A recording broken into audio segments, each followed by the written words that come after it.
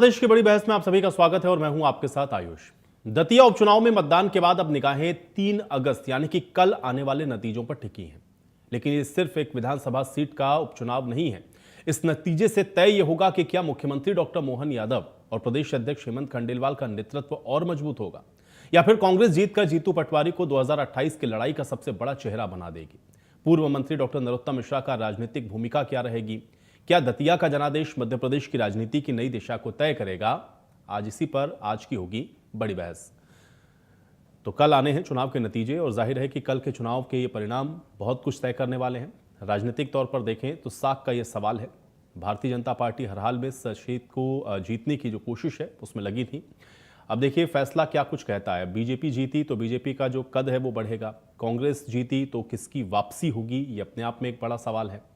Narottam factor का जो असर है वो कितना पड़ेगा, ये चुनाव का नतीजा ही तय करेगा। और मोहन बनाम पटवारी जीत किसकी होगी, ये जाहिर है कि एक सबसे बड़ा प्रश्न इस उपचुनाव में रहेगा। तो दतिया का फैसला क्या मध्य प्रदेश की राजनीति को बदल देगा, ये भी अपने आप में एक बड़ा प्रश्न है। और 3 अगस्त यानी कि कल दतिया का जनादेश आने वाला है और क्या जनादेश रहेगा ये देखना होगा। बीजेपी जीतेगी तो क्या मोहन यादव का जो कद है वो और बढ़ेगा? हेमंत खंडेलवाल की भी आप देखें तो एक तरह से पहली बड़ी परीक्षा होगी। और कांग्रेस अगर जीतती है तो फिर जीतू पटवारी और कितने मजबूत होंगे, ये भी दतिया का उपचुनाव तय करने वाला है। नरोत्तम मिश्रा की भूमिका पर सबकी नजर रहेगी।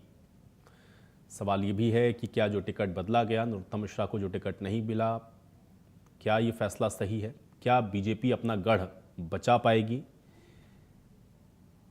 और क्या कांग्रेस कोई बड़ा उलटफेर करेगी? ये भी जवाब कल का ये जनादेश, कल का ये परिणाम देगा। और क्या ये 2028 की राजनीति की पहली झलक होगी, ये भी अपने आप में एक बड़ा प्रश्न है। और दतिया का जो जनादेश है, क्या यहां से बड़ा संदेश निकलेगा? इसके अलावा संगठन बनाम स्थानीय नेतृत्व की परीक्षा के तौर पर भी इसको देखा जा रहा है। और जीत हार यानी कि दतिया का ये उपचुनाव कई नेताओं का जो भविष्य है वो भी तय करने वाला है। सबके जहन में प्रश्न ये भी है कि क्या नरोत्तम का जो प्रभाव है वो अभी भी कायम है? बीजेपी या कांग्रेस जनादेश किसके पक्ष में जाएगा, ये भी दिलचस्प है। और इससे क्या प्रदेश के जो सियासी समीकरण हैं वो बदल जाएंगे, ये भी महत्वपूर्ण है।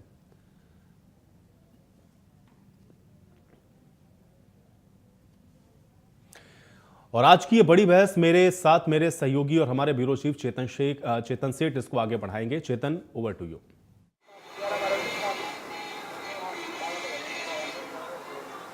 बिल्कुल, दतिया में मेरी मौजूदगी है। दतिया मां पीताम्बरा की नगरी है और ऐसे में जो मतदान हुआ था उसके नतीजे कल आने हैं और आने वाले समय में प्रदेश की राजनीतिक दृष्टि से नेताओं का राजनीतिक भविष्य क्या होगा, ये आने वाले समय में यानी कि कल के बाद तय होगा। दतिया में लगभग 2,20,000 मतदाता हैं, जिनमें से 1,57,000 मतदाताओं ने जो है वोट किए थे, जिनमें लगभग 80,000 पुरुषों ने और 72,000 महिलाओं ने अपना जो है वोट में भागीदारी की थी।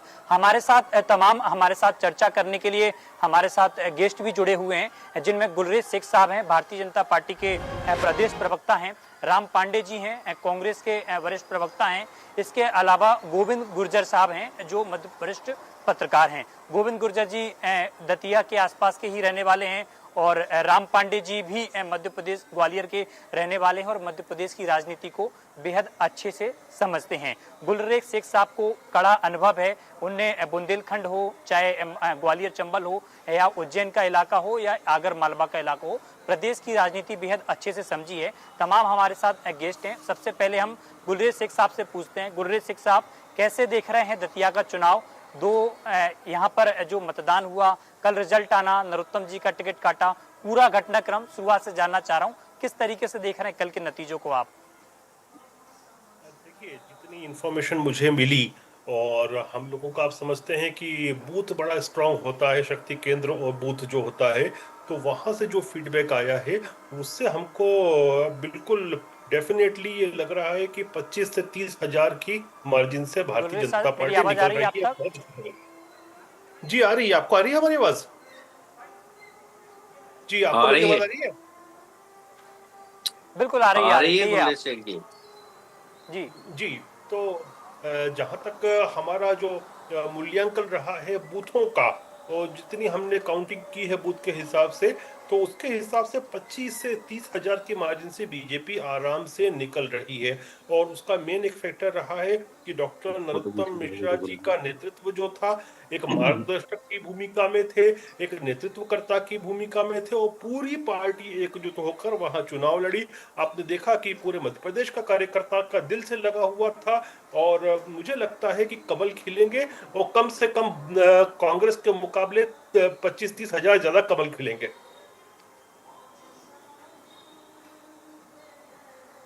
राम पांडे साहब, गुलरेज शेख साहब कह रहे हैं कि बीजेपी 25 से 30 हजार वोटों से जीत रही है, संगठन ने बेहद अच्छा काम किया, कार्यकर्ताओं की झलक थी। आपका पहला रिएक्शन क्या रहेगा? देखिए, गुलरेज शेख जी पढ़े लिखे हैं तो काफी सोच समझकर बोला है। कहीं नरेंद्र मोदी जी, अमित शाह होते तो 25 करोड़ बोल देते। तो बाकी दतिया के चुनाव में तो मैं स्वयं रहा, और अभी भी मैं आपसे दतिया से ही बोल रहा हूँ। सोनागिर में हूँ मैं इस समय, और चुनाव को बड़े नजदीक से देखा है, और मैं जनता के बीच में रहा हूँ मैं दतिया में चुनाव के दौरान। तो दतिया की जो जनता का जो रुझान था, वो एक तरह से लहर थी घनश्याम सिंह जी के प्रति, कांग्रेस के प्रति। मतलब जहां भी चर्चा होती थी, बोले घनश्याम सिंह जी भले आदमी हैं, अच्छे आदमी हैं, पहले भी एमएलए रहे हैं, कभी भी उन्होंने किसी का बुरा नहीं किया है, हमेशा सबसे मिलते हैं। और वहीं हम बीजेपी की बात करें तो अब बताइए बीजेपी क्या बताएगी कि नरोत्तम मिश्रा जी का टिकट इस आधार पर काट दिया गया कि वो सर्वे में जीत नहीं रहे थे। जब नरोत्तम मिश्रा जी सर्वे में नहीं जीत रहे थे तो उस आधार पर तो जो आशुतोष तिवारी जो अभी खड़े हुए हैं, उनकी तो जमानत जब्त होनी चाहिए। आशुतोष तिवारी जी के बारे में जब मैं वहां लोगों से मिलता था तो कहते थे इन्हें तो कभी देखा ही नहीं, हम जानते ही नहीं, ये हमारे बीच में कभी आए ही नहीं, इनको हमारे ऊपर थोप दिया गया। तो जनता की जो थी, दतिया की जनता, उसमें बड़ी निराशा थी कि भारतीय जनता पार्टी ने ऐसा प्रत्याशी थोप दिया है जो कभी जनता के बीच में नहीं रहा। और जो भारतीय जनता पार्टी का एक जो सीनियर प्रत्याशी था, उसका टिकट काट दिया। और ऐसा प्रत्याशी जिसके कारण मध्य प्रदेश की सरकार में मोहन यादव मुख्यमंत्री है। यदि नरोत्तम मिश्रा कांग्रेस सरकार और कमलनाथ सरकार को गिराने की शुरुआत नहीं करते तो मोहन यादव मुख्यमंत्री ही नहीं बन पाते। और सबसे बड़ा डर मोहन यादव जी को यही था कि बाई चांस नरोत्तम तो मिश्रा जी जीत नहीं, गए। आपको लग रहा है कि नरोत्तम मिश्रा ने पैरवी की थी, जिसके कारण जो है 2020 में कमलनाथ की सरकार गिरी थी। आप मान रहे हैं ये बात? हाँ, शुरुआत उन्हीं ने की थी, शुरुआत उन्होंने की थी। फिर क्या है, षड्यंत्र में फिर कई लोग जुड़ जाते हैं, पैसा फेंका जाता है। अब जैसे इसी चुनाव में हमारे प्रदेश अध्यक्ष ने, जीतू पटवारी जी ने मंच से कहा, पुलिस के सामने कहा कि 408 नंबर कमरे में होटल के में 5 करोड़ रुपए रखे हैं जो भारतीय जनता पार्टी चुनाव में बांटेगी। तो क्यों नहीं उसी समय उस कमरा नंबर में जाकर और वीडियो बनाई गई। तो कम से कम आप कांग्रेस को झूठा साबित करने के लिए आपके पास मौका था, उसी समय उस कमरे की तो सर्च करना चाहिए थी। आप बना देते राम पांडे जी, जब आपको पता था, आपके प्रदेश अध्यक्ष को पता था, आरोप लगाए गए थे, मंच से पहले हरदा में ये बात कही गई, दतिया में ये बात कही गई। अगर 408 कमरा नंबर, गाड़ी का नंबर, कितने पैसे आए, सारी चीजों की जानकारी थी, तो आप जाकर वीडियो बना देते, आप जाकर रिलीज कर देते। खैर, आपकी बातें हैं। गोविंद गुर्जर साहब भी मेरे साथ जुड़े हुए हैं। गोविंद गुर्जर जी चुनाव में भी रहे हैं और इसी इलाके के रहने वाले हैं। गोविंद जी, कैसे देख रहे हैं आप इस चुनाव को, पूरे परिणाम की? नरोत्तम जी का टिकट काटा, टिकट काटने के बाद घनश्याम सिंह और आशुतोष का मुकाबला हुआ, वोटिंग भी अच्छी हुई, और वोटिंग के वक्त हम और आप ग्राउंड रिपोर्टिंग पर भी कर रहे थे उस दौरान। कैसे देख रहे हैं आप पूरे नतीजों को? देखिए, पहले तो मैं आपको बता दूं कि दतिया एक ऐसी सीट है जहां पर एक दिग्गज की हार जीत का फैसला होता था, लेकिन ऐसा पहली बार हुआ है कि पार्टियों की शाख दांव पर लगी हुई है। क्योंकि वहां पर मैंने अगर हिस्ट्री भी देखी जाए पिछले 8-10 चुनाव की, तो दतिया एक ऐसी सीट रही है वह जहां विनिंग मार्जिन बहुत ज्यादा हाई नहीं रहता है, नैरो मार्जिन से हार जीत होती है।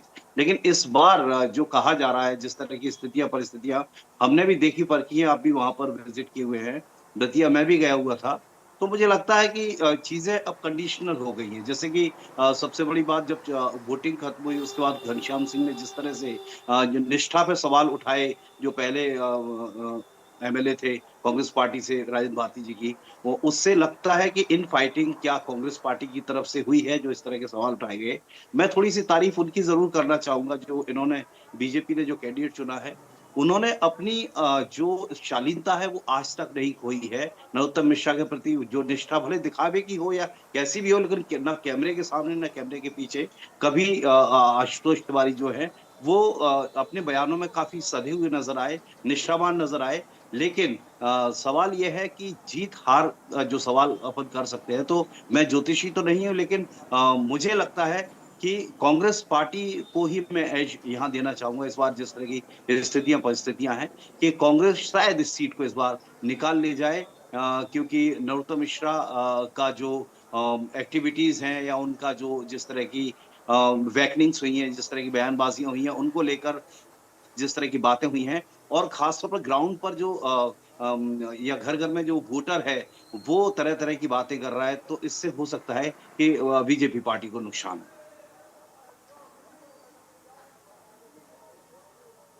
बिल्कुल आपके अपने विचार हैं। मेरे साथ गुलरेज भाई भी हैं। गुलरेज जी, कैसे देख रहे हैं आप, क्योंकि जिस तरीके से टिकट काटा, नए व्यक्ति को मैदान में आप लाए, हालांकि ये बात अलग है कि आशुतोष जो हैं उनके लिए अच्छा अनुभव है संगठन का, कई सारे चुनाव उन्हें लड़वाए, लेकिन पहली बार चुनावी मैदान में है, सीधा उनके लिए विधानसभा में उतार देना कितना महत्वपूर्ण देख रहा है, और अब कैसे लग रहा है, क्योंकि गोविंद जी का अपना आकलन है, वो ग्राउंड पर रहे, यहाँ पर कांग्रेस अपनी ओर से दावा कर रही है, आपकी ओर से अपना दावा किया जा रहा है, तो एक्चुअल स्थिति क्या लग रही है आपको? क्या नरोत्तम का टिकट काटना आपके लिए कहीं ना कहीं नुकसान साबित हो सकता है कल के दिन? देखिए, नरोत्तम मिश्रा जी जिस तरह से आगे होकर चुनाव लड़वाए हैं, उसका नेतृत्व किए हैं, तो ये दर्शाता है कि भारतीय जनता पार्टी एक गुलदस्ते की तरह है। वो गुलदस्ते में तरह तरह के फूल होते हैं। अब जो विधानसभा का या लोकसभा का चुनाव होता है तो एक ही फूल को चुना जाता है, लेकिन जो भी फूल चुना जाता है फाइनली वो कमल का फूल हो जाता है। तो कमल का फूल भारतीय जनता पार्टी एकजुट होकर संगठन की बिना पर हमेशा जो चुनाव लड़ती है और उसके सुखद नतीजे आते हैं। आपने पिछले भी विधानसभा चुनाव में देखा होगा कि विधानसभा के समय भी बहुत से लोग बहुत कुछ क्लेम किए थे। यहाँ तक कांग्रेस के जो दफ्तर है वहां पर तो एक रात पहले काउंटिंग के भावी मुख्यमंत्री कमलनाथ के पोस्टर लग गए थे, लेकिन क्या हुआ? ढाक के 3 पात। तो यही होता है, क्योंकि संगठन की शक्ति है, हमारे कार्यकर्ताओं की शक्ति है, हम पर लोगों का यकीन है, जो हमने विकास किया है, और लोग जानते हैं कि जो वायदे हम करते हैं उसको पूरा करते हैं। तो अंततोगत्वा चीजें जो जाती है ना, वो तो जनता के पास जाती है और जनता ही फिर उसका निर्णय करती है। मुझे लगता है कि 25-30 हजार वोट से हम जीत रहे हैं अच्छी तरह से।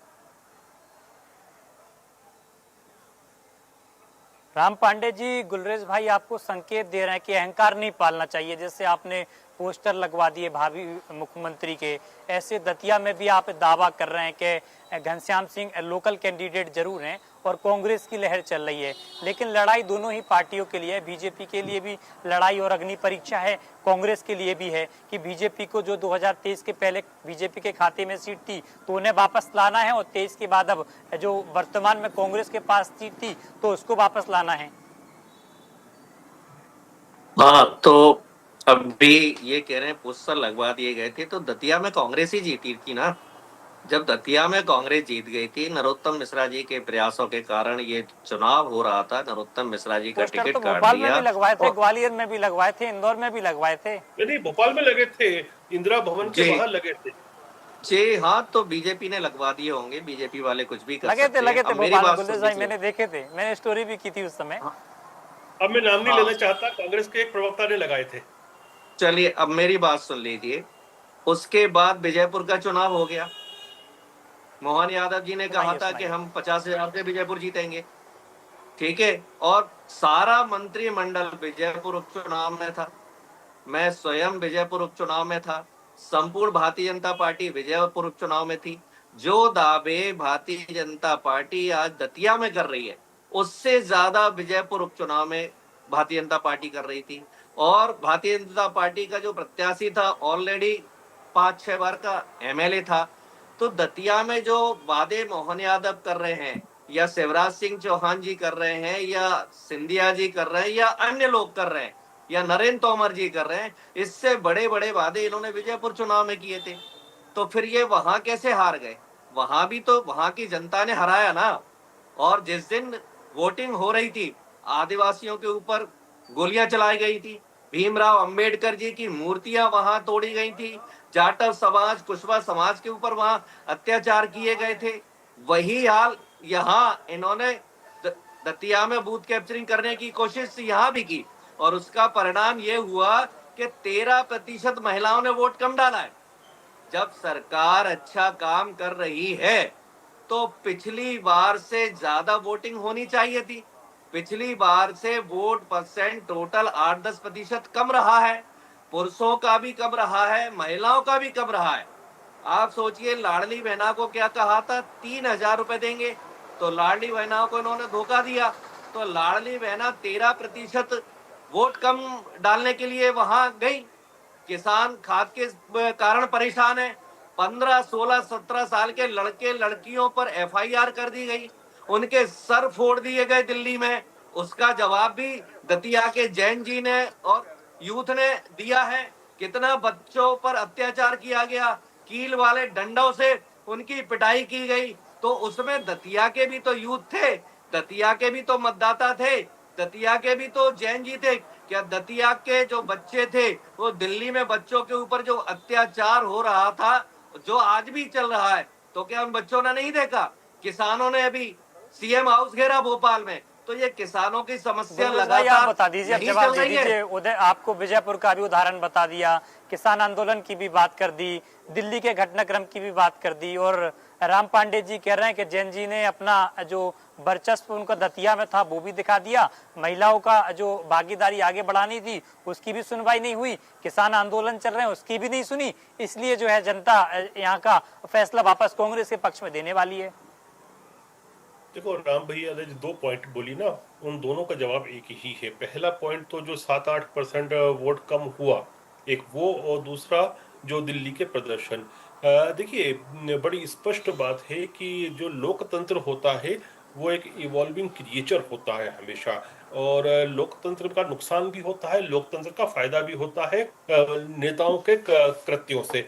आप ये देखिए कि जो दतिया में कांग्रेस के भारती जी ने किया था, राजेंद्र भारती जी ने, उसकी वजह से लोगों का विश्वास कम होता है लोकतंत्र पर, कि आज हम इसको जिता रहे हैं तो कल से ये डाका डालेगा, हमारे ही पैसों पे फ्रॉड करेगा, तो उसकी वजह से नुकसान होता है, उसको वापस से भरपाई करनी पड़ती है। मुझे लगता है कि कहीं ना कहीं लोगों का जो दिल टूटा था उसकी वजह से भी हो सकता है कि कुछ प्रतिशत कम हुआ हो। तो जहां आप वो दिल्ली के आंदोलन की बात कर रहे हैं, देखिए हिंदुस्तान के एतराफ में कहीं भी देख लीजिए, आप श्रीलंका देख लीजिए, आप बांग्लादेश देख लीजिए, सभी जगह देख लीजिए, वहां पर नेपाल में देख लीजिए, इसी प्रकार जेनजी को उकसाकर विदेशी ताकतों ने कलर रिवॉल्यूशन लाई और अपने हिसाब की सरकारें बनाई।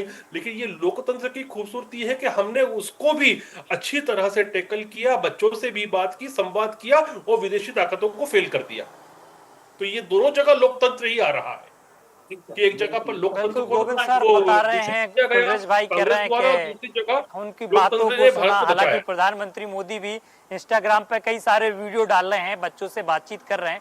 गोविंद सर, एक आपका फाइनल ओपिनियन जानना चाहूंगा कि दतिया के एनालिसिस पे पहले तो आपने बता ही दिया कि हालांकि जिस तरीके से आप रहे चुनावी मैदान में, क्या घटनाक्रम रहा, बीजेपी की ओर से अपने दावे किए जा रहे हैं, कांग्रेस की ओर से अपने दावे किए जा रहे हैं, सर आपकी तरफ से एक फाइनल ओपिनियन क्या रहेगा?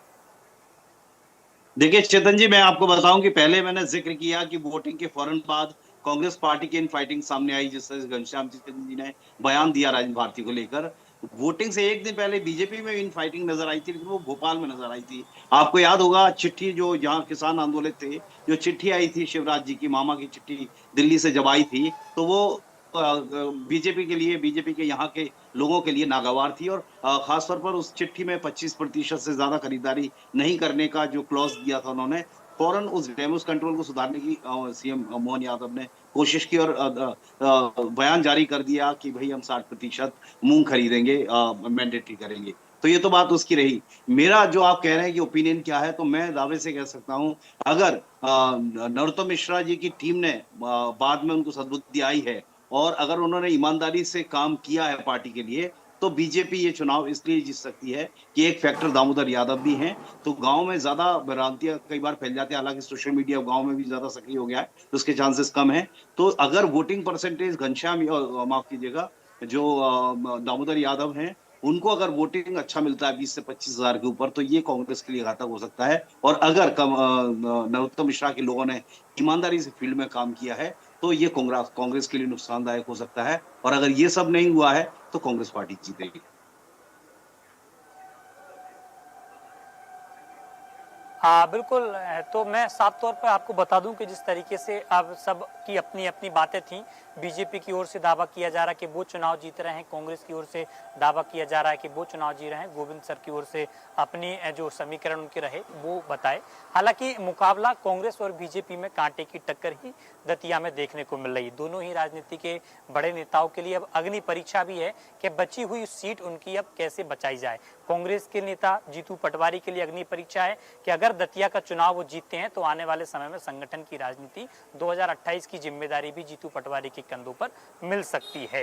मुख्यमंत्री डॉक्टर मोहन यादव, हेमंत खंडेलवाल बीजेपी प्रदेश अध्यक्ष, हालांकि हेमंत खंडेलवाल का ये पहला उपचुनाव है, उनके लिए जीतना है या हारना है अब उसके चुनाव ही तय करेगा कि उनका संगठन में किस है, क्योंकि नरोत्तम मिश्रा का जिस तरीके से टिकट काटा था, अगर बीजेपी ये चुनाव जीतती है तो आने वाले समय में जो 28 के चुनाव होंगे उनमें प्रदेश के मुख्यमंत्री डॉक्टर मोहन यादव हों या बीजेपी प्रदेश अध्यक्ष हेमंत खंडेलवाल हों, आने वाले समय में 2028 के जो विधानसभा के टिकट मिलेंगे वो भी उनके द्वारा तय लगभग किए जाएंगे या उनके माध्यम से पैनल भेजा जाएगा। तो संगठन में एक भागीदारी बढ़ेगी, लेकिन दामोदर यादव भी फैक्टर के रूप में यहाँ पर दतिया में काम कर रहा है। लेकिन चर्चाएं अनेक हैं, क्योंकि 30 तारीख को जिस तरीके से जब मतदान हुआ था और मतदान के बाद अगले ही दिन कुंवर घनश्याम सिंह की ओर से राजेंद्र भारती पर आरोप लगा दिए गए कि उनकी बिसात जो बिछाई हुई थी वो भ्रष्टाचार की थी। राजेंद्र भारती की ओर से उनका जवाब दिया गया। हालांकि इस पूरे प्रकरण को लेकर कांग्रेस प्रदेश संगठन